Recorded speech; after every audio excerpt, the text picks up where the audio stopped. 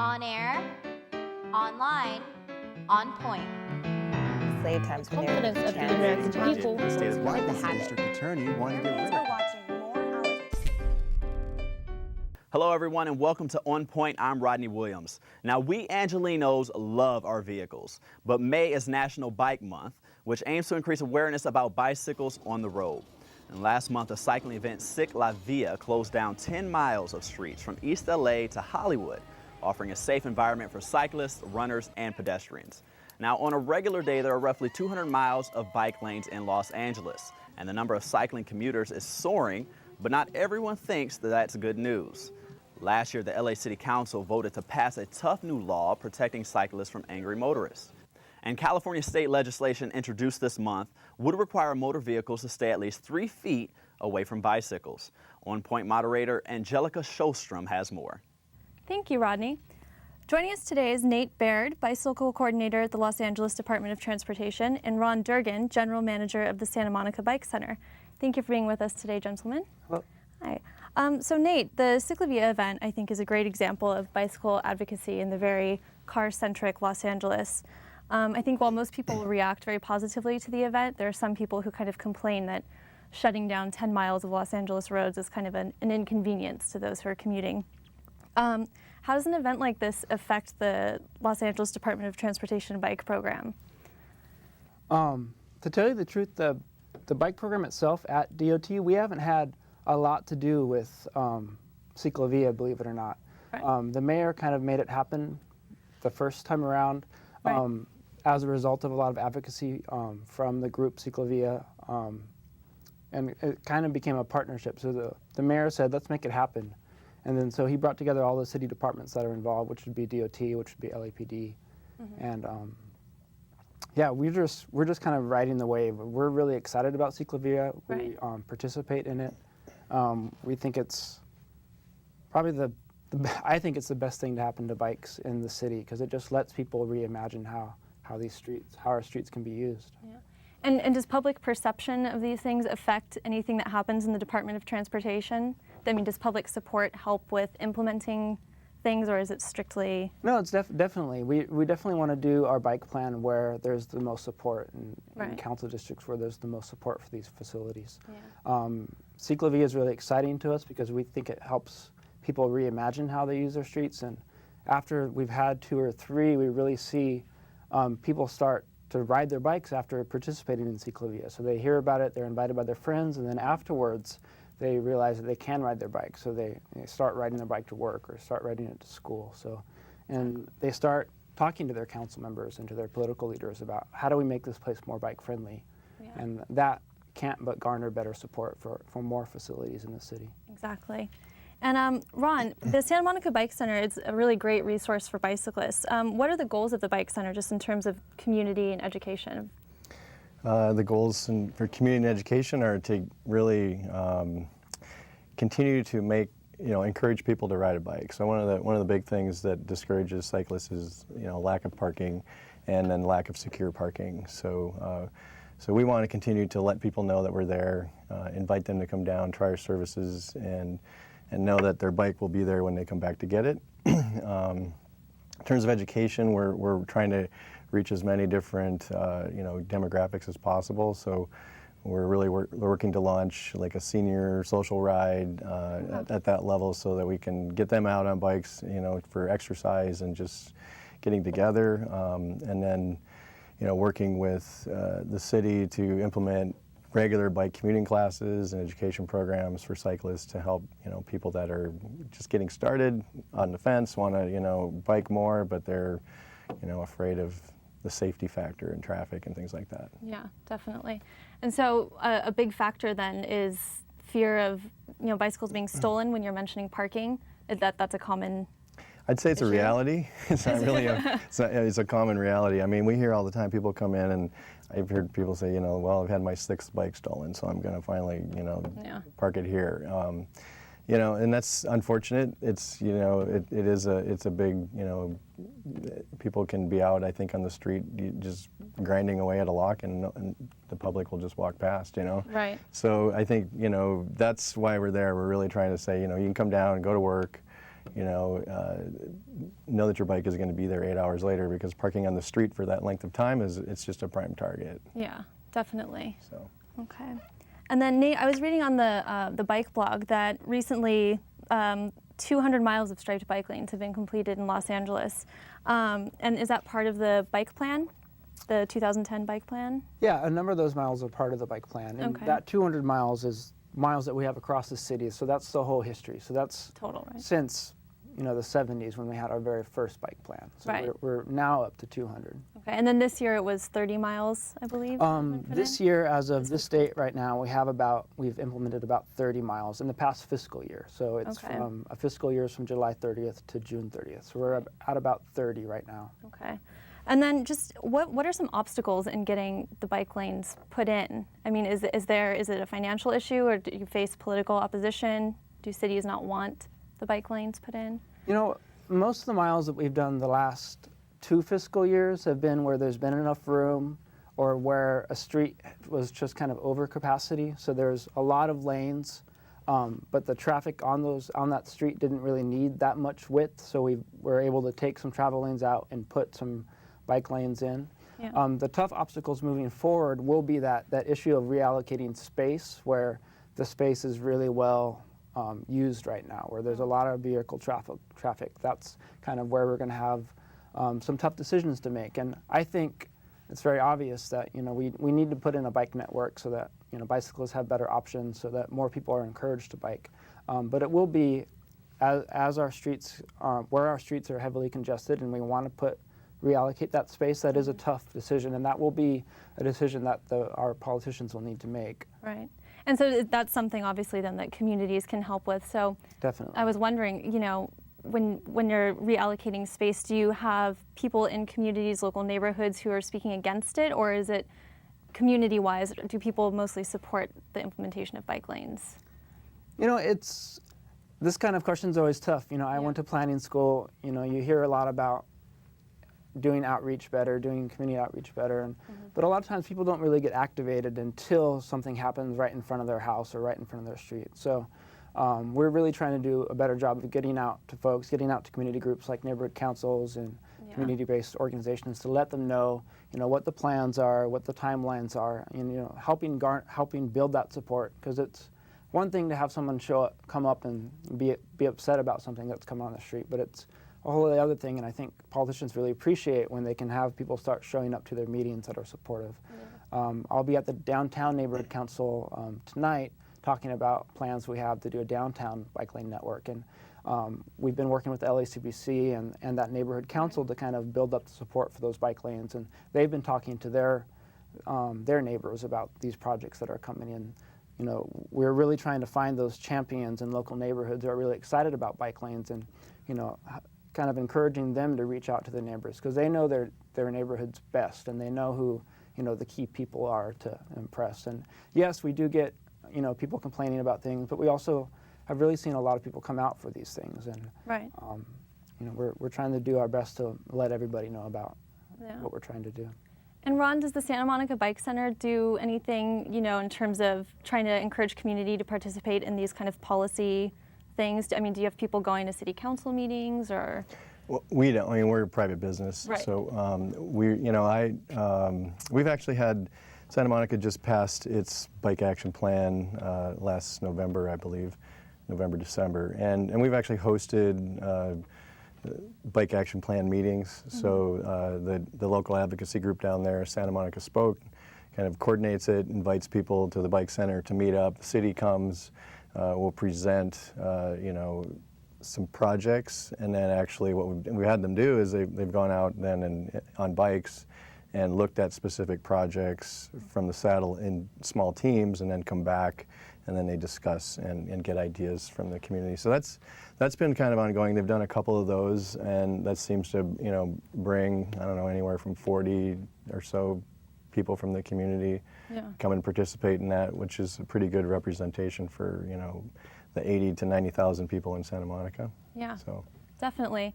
And this can go for either one of you. Maybe both of you have an opinion on it. But I saw that at Ciclavia, Mayor Villaraigosa announced the bike share program, and as I understand it, that's a privately funded something where they're going to set up 400 kiosks around Los Angeles where people can rent bikes for 24 hours. Is that something that the city is going to be involved in? Is the bike program helping with placement of those things?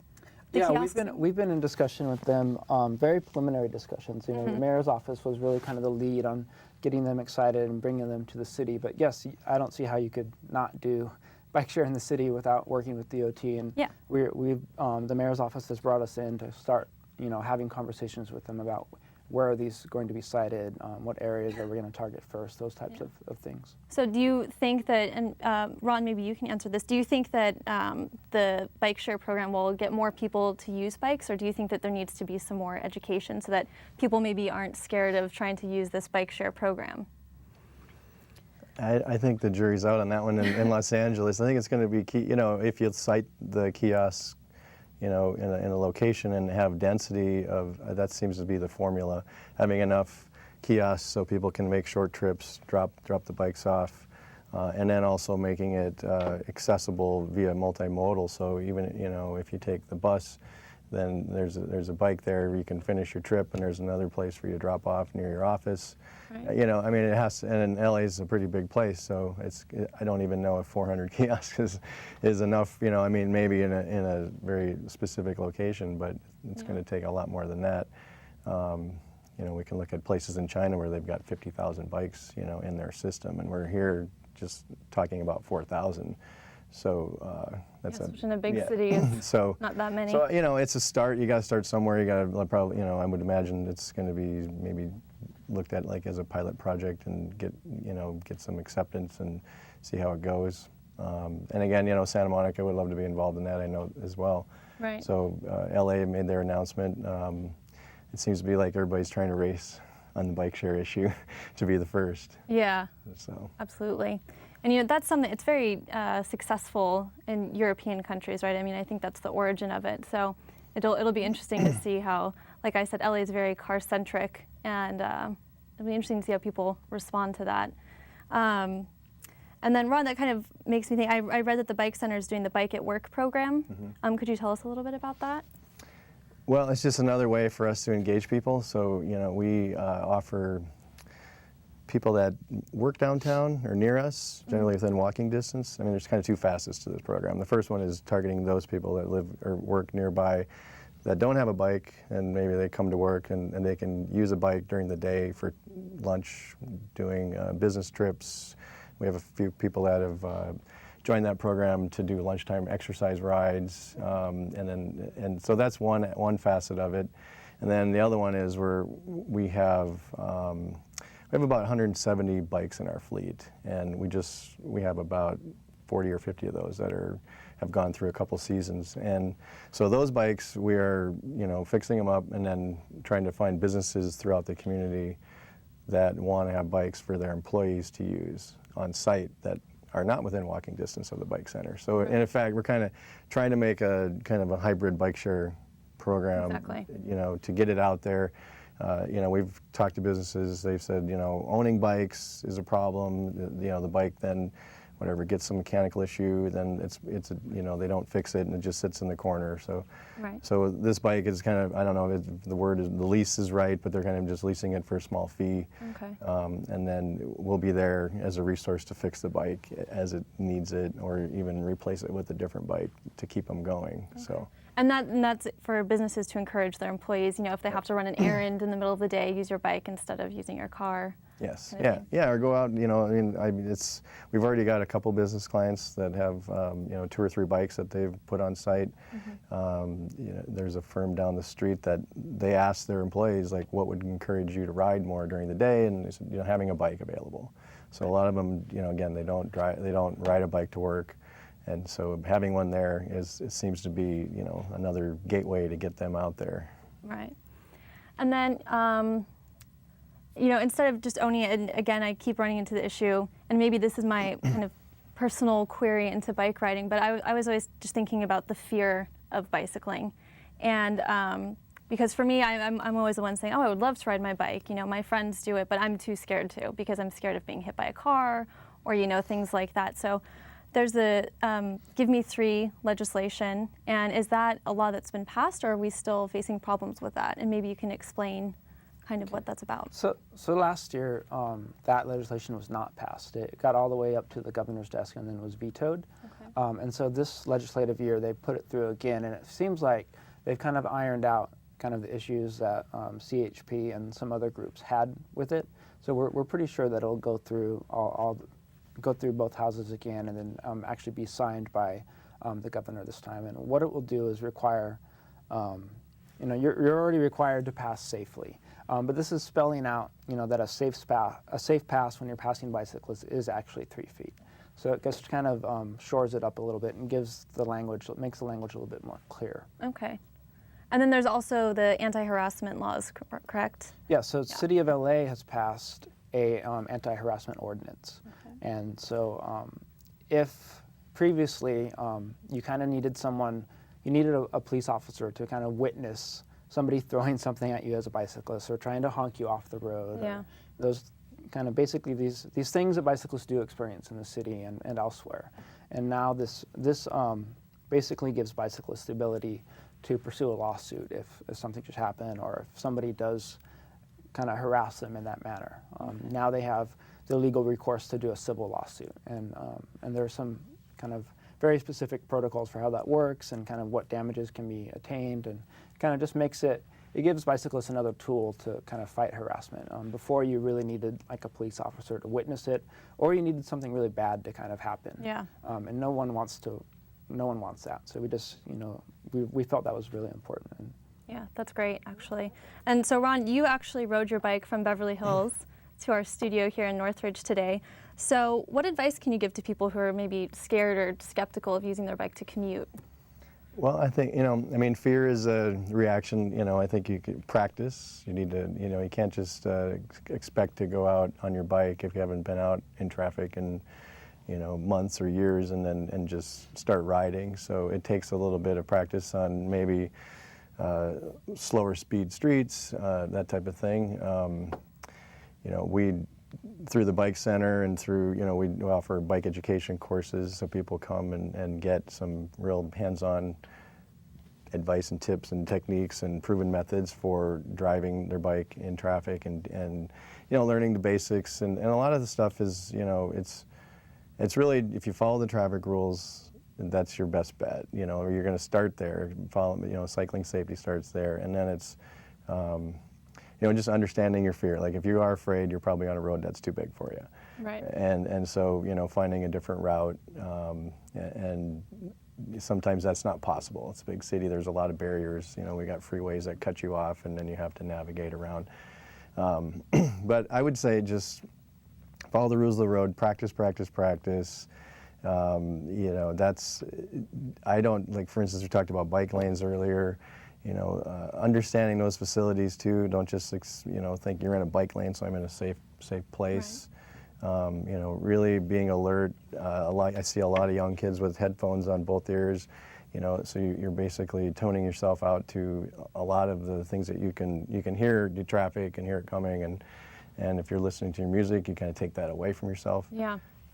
So I think that's an important message, perhaps, for college-age kids. Exactly. Yes, we love our iPods. Exactly. So I think it's just we've never, like, one of the things that I focus on as an instructor is adults, because they're the ones that kind of statistically are getting hit, injured, killed, right. And because we've never really had any concrete education programs, right. For adults, and so it's kind of a refresher course. It's like I think that helps the most.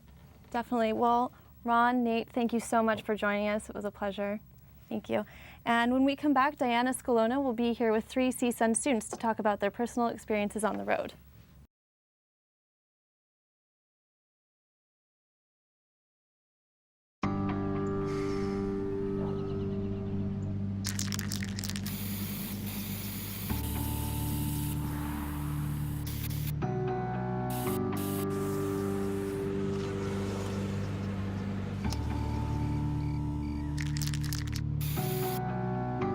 Turning a 20-foot wall into a canvas takes vision.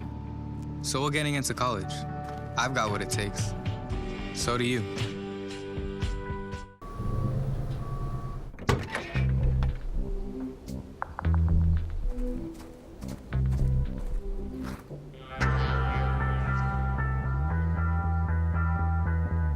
When you throw away money on wasted electricity, you're throwing away everything you could have bought with it. Saving energy saves you money. Learn more at energysavers.gov. 2 outs with a runner on first base. Now the big guy comes up to bat, hitting .342 with 92 RBIs and 36 homers.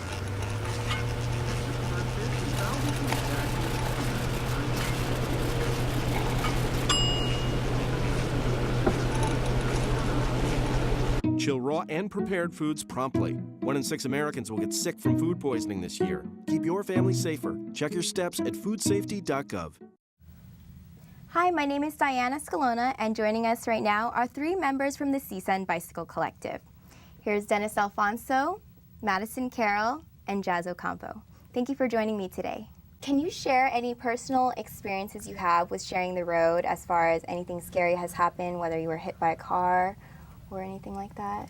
Yeah, definitely. A week and a half ago on April 27th, I was biking home from what is called the Los Angeles Critical Mass at 1:30 in the morning. And so I was going down Venice Boulevard, and this car pulled up to me. And so there was 2 people in the car, 1 person driving, 1 person in the passenger's side. And they opened the passenger's door on me, and they hit my back wheel, completely bending it out of place, making me fall over less than 6 inches away from a tow truck. And so I landed in the grass, and the car drove away and made a right turn on the next block. Was there a police report filed or anything? There was, but there was no way to actually document the vehicle just because it had sped off immediately right after hitting me. Anything like that has happened to either of you? Nothing that severe, luckily. I mostly find that it's okay out there. It's not as scary as people think. I think all cyclists get a lot of cars rushing up close to them, going by really quickly and honking. A lot of comments like, "Why don't you get off the road?" Things like that. Cars mostly don't know that cyclists are actually under California Vehicle Code considered vehicles and can use the full lane if they need to, get in the left turn lane to make a left turn, et cetera, et cetera. We absolutely belong there legally. I mean, Madison brought up a good point. Cyclists must comply to the vehicular code, so they are, in a sense, they are motorists, so they have to abide by all the rules. And so we can take a full lane if we have to, and in some cases it is safer to do that so that we don't enter into the door zone, like Jazz went into the door zone, and it's a tough situation because you don't know, whether to go away from the traffic, the oncoming traffic, or just to be a little bit farther out there to avoid the door. And I've had some close calls. It's been pretty close, but I haven't had any collisions with cars, fortunately. So, why do you think there's so many problems with drivers and cyclists when it comes to sharing the road? The thing is, I think that motorists don't fully understand or are aware of the rules of the road for both cyclists and motorists. I mean, in the DMV test, when you take your test to get your license, there isn't much education that's focuses on cyclists. So there's not much education out there. So I think motorists are not sure what to do in certain circumstances. They're not sure. Well, should I move away? Should I get closer? And so they're not quite sure. Right. Jazz and I have talked about this, that a lot of motorists don't know, they simply aren't taught things, aren't educated about, not pulling over and just blindly opening your door into traffic, or the real importance of even just looking before you change lanes, et cetera. And that education and awareness extends to cyclists too, who don't necessarily know that it's actually safer to be in the road than on the sidewalk. For example, where a lot of cars aren't expecting anything fast and will pull out blindly and hit bikes on the sidewalk. So it definitely goes both ways. It's not, everyone needs more education, more awareness. They do, yeah. I think a lot of it has to do also with impatience. I mean, everybody's driving, really fast. A lot of people don't even respect the actual what's it called? The limit of the actual road. You know, people go 40, 45 all the time, especially out here in the valley where the actual limit is a lot higher, 45, you know, going down Victory. So a lot of people, you know, you go 20, 25 max, you know, on your bicycle. All of a sudden, you know, here comes a Corvette, you know, you can't really do much about it. You know, there goes.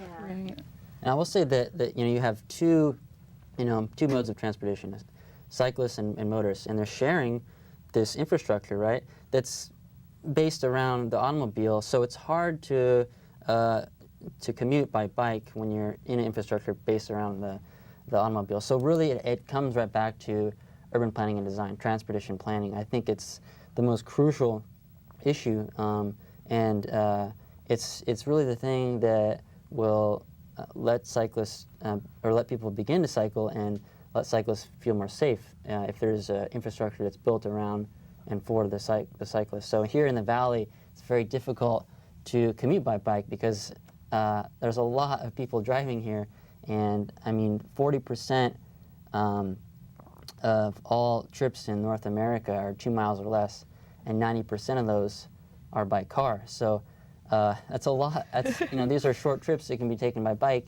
and so yeah, it's just we're trying to share this infrastructure that's really based around the automobile. It's very difficult. Now, do you think people just need to be more educated as far as when taking their driver's test about the rules of cyclists, and you know, we're just uneducated about that? I think that would go a long way, for sure, as I said, for both motorists and cyclists.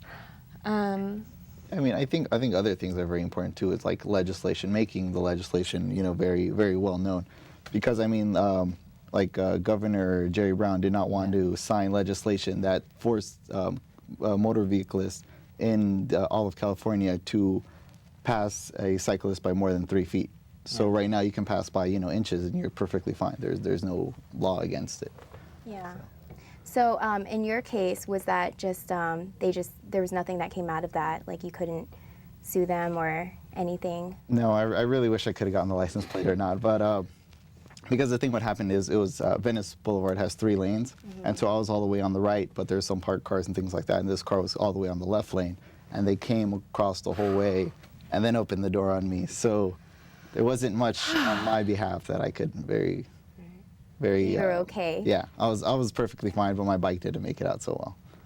Okay. It's a thorough hit and run right there. Yeah, 100%. Well, I think that's all the time we have today. Thank you for joining me again. Cool. Thank you.